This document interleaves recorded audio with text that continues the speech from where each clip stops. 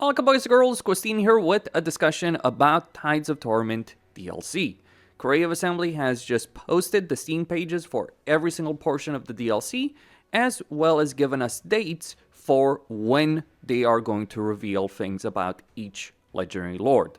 So if we look on their forums on the blog, we can see for Aislinn, he's going to be coming out his blog on the 11th of November, and then later that week we will get an extended gameplay live stream.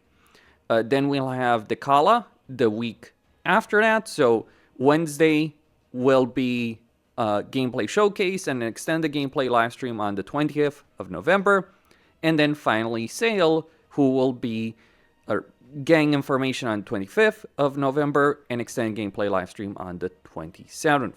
So for the next couple of weeks after this one, we will get more and more information about how these Legendary Lords do play. There is something very, very important, and that is Dreadmaw.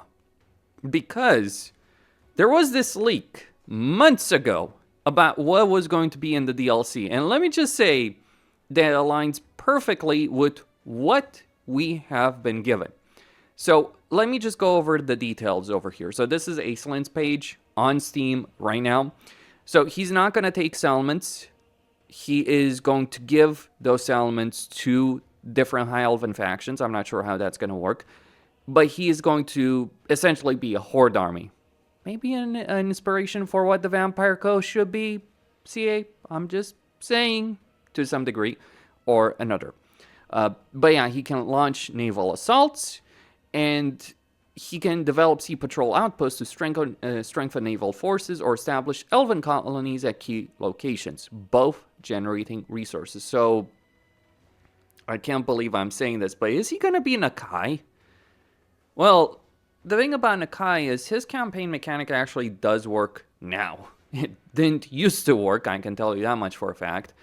But it might very well work right now. I'm curious if that means High Elves may have vassals, or it will just be Aislinn with the one vassal. Because remember, Lizardmen don't have vassals. It's just Nakai with that one specific vassal. I can't believe I'm saying that a Nakai campaign could actually work right now, because it sure as hell did not work in Warhammer 2. Hopefully it will. But here's crucial things.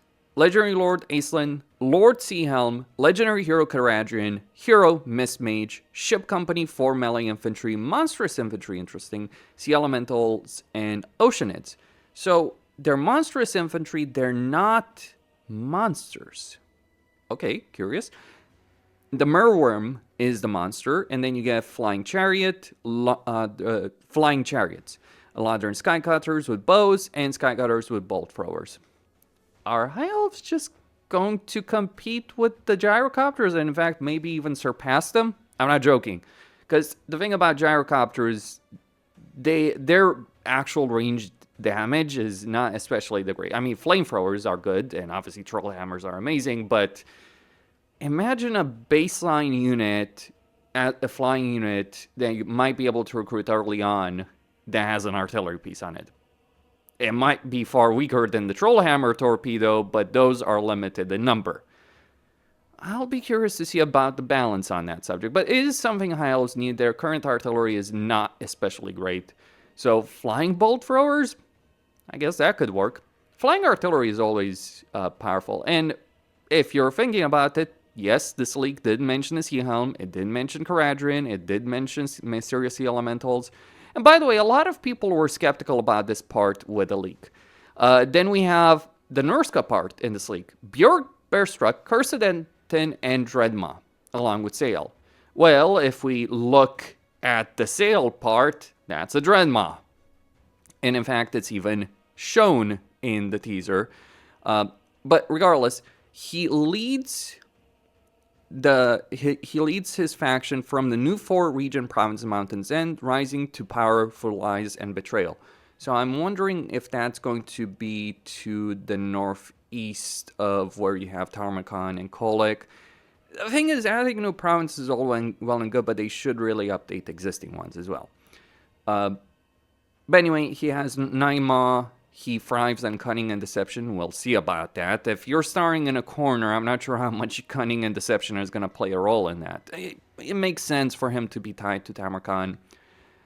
He can use an array of manipulations to weaken his enemies by disrupting the logistics of their armies, throwing their settlements in disarray, and even directly whispering lies that warp and sever their diplomatic ties with their friends and neighbors.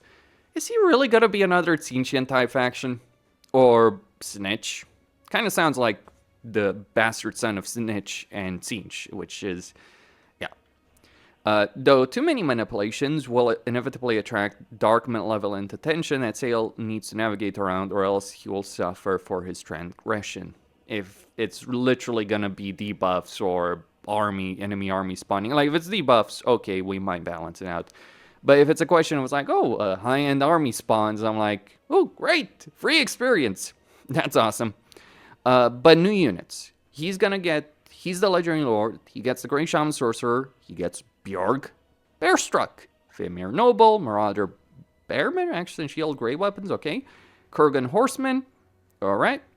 Cursed Etten with Rune Caller, Chimera, and Drenma. So, 4 monsters. I mean, of course, one's a variant, but all the same.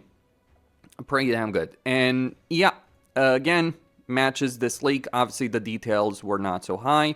For Slaanesh, there was only one thing in this leak, and that was the Praeton unit. And look, boys and girls, this leak is very significant because it was a roadmap of what would come. So Monkey King, Moonclaw, Tomb King DLC possibly, End Times DLC, Tankol, Midland, Cafe Nagash, and Chaos Galatkin. So Cafe is going to get 2 DLCs, one End Times, one with regards to Monkey King, because Monkey King is Cafe. And then Avatar Sigmar, that's Vultan. Vultan is Sigmar reincarnated, or freed, kind of. It's complicated. Sigmar's lore is a bit of a mess, really. It depends on which version we're talking about. Either he kind of died, but not really, or he was stuck in the winds of magic, and then freed, and then times as Vultan, and then he took over Karlfrand. It's best not to think too much on it. Hopefully CA does choose a better storyline path, or rather Andy Hall chooses a better storyline path. But this brings me to the last portion here, which is, of course, Slaanesh. So we're going to get the mask. By the way, I expected the mask. I wasn't necessarily expecting the Dechala, but I suppose it makes sense. But yeah, Dechala, the Denied, she's going to have, for all camps, Tormentor Holds and Pleasure Palaces. Are they literally using the Chaos Dwarf resource system for Slaanesh with Thralls, Tormentor Holds, Pleasure Palaces? Certainly seems like it.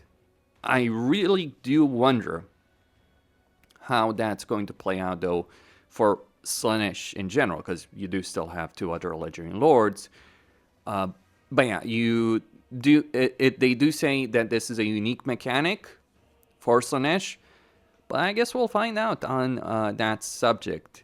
And yes, we do get Dechala, Chaos Sorcerer Lord of Slaanesh, Striker of Sortvinir, however you pronounce that, Druki Anointed, Exalted Hero of Slaanesh, Pleasure Seekers, Devotees of Slaanesh, Devotees of Slaanesh with Crossbows, and Champions of Slaanesh and Slangors.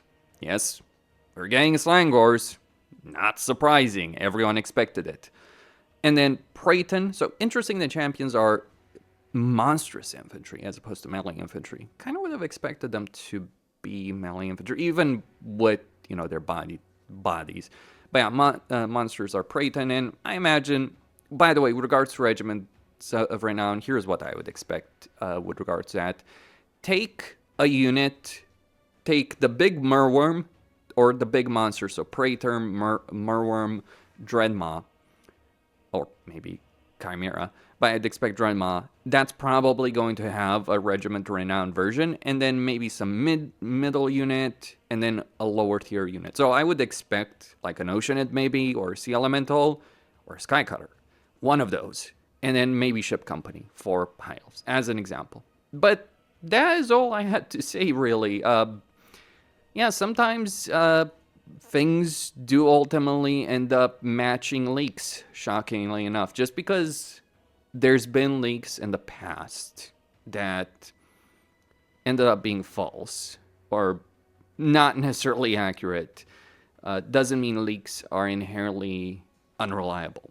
And, with regards to Legends leak, it's kind of worth pointing out that it might not have been completely wrong on that subject. Though I think Legend made the mistake focusing on the units that were going to be part of the DLC as opposed to asking, okay, what are the mechanics? Where are they going to be? How are they going to do it? It's like, I know it's cool to talk about units, but units only matter to me as much in the sense that, if the units from the leak match what we're getting, that's a confirmation. But what's really important to me with DLCs and campaigns is how are those campaigns going to play out? We'll find out. So we're getting a Horde army, we're getting the Slaanesh cast dwarf in a weird one, and we're getting the bastard child of Tzeentch and Snitch. Not sure how to feel about all of that, I'll be honest. But we'll find out. I do wonder, though, Mountain's End. Because Norsky is a naval-focused faction, right? I guess we'll find out. Or is it naval-focused faction in after their rework? We'll find out. Stay tuned.